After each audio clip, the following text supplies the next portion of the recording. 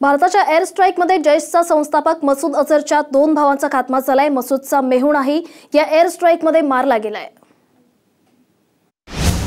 Air स्ट्राईकमध्ये Masood अझरच्या 2 भावांचा खात्मा।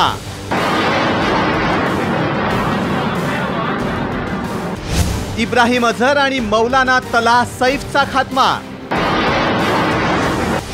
लष्कर हिजबुलसह जैशचे शेकडो अतिरेकी ठार।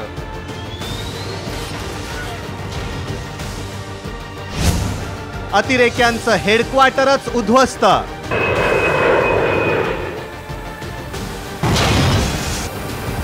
हिंदुस्तान अब चुप नहीं बैठेगा।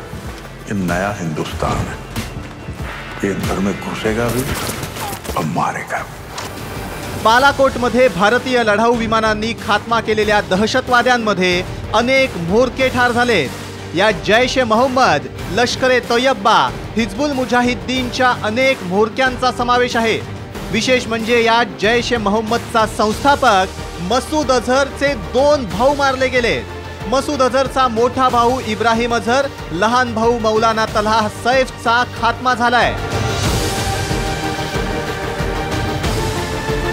इतकंच नाही तर मसूदचा मेहुणा युसुफ अझर या एअर स्ट्राईकमध्ये मारला गेलाय।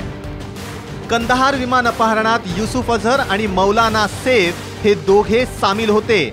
2002 मध्ये भारत सरकारनं पाकिस्तानला ज्या दहशतवाद्यांची यादी दिली त्यात युसुफ अझर आणि मौलाना सैफचंही नाव होतं। या व्यतिरिक्त जैश ए मोहम्मदचा काश्मीरमधल्या ऑपरेशनचा कमांडर मुफ्ती अझर खान काश्मीरी देखील या एअर स्ट्राईकमध्ये मारला गेलाय। हा हल्ला म्हणजे केवळ काही लॉन्चिंग पॅड्सवर केलेला हल्ला नव्हता। हा हल्ला म्हणजे दहशतवाद्यांच्या हेडक्वार्टरवरच केलेला हल्ला होता। पाकिस्तानच्या मानसेहरा प्रदेशातील बालाकोट हा पर्वतीय भाग पाकिस्तानच्या दहशतवादाचं केंद्र मानलं जातं। हिजबुल मुजाहिद्दीन, लष्कर-ए तोयबा, जैश ए मोहम्मदचे मुख्य तळ याच पर्वतीय भागात आहेत। 500हून अधिक दहशतवाद्यांना या भागात दरवर्षी ट्रेनिंग दिलं जातं।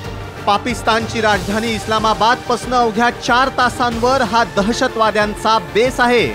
मशीद आणि मदरशांमध्ये कोवळ्या विद्यार्थ्यांचं ब्रेन वॉश केलं जातं आणि त्यांना या दहशतवाद्यांच्या कॅम्पमध्ये पाठवलं जातं। पुलवामा हल्ल्यानंतर 12व्या दिवशी भारतानं पाकिस्तानला घरात घुसून ठोकलंय।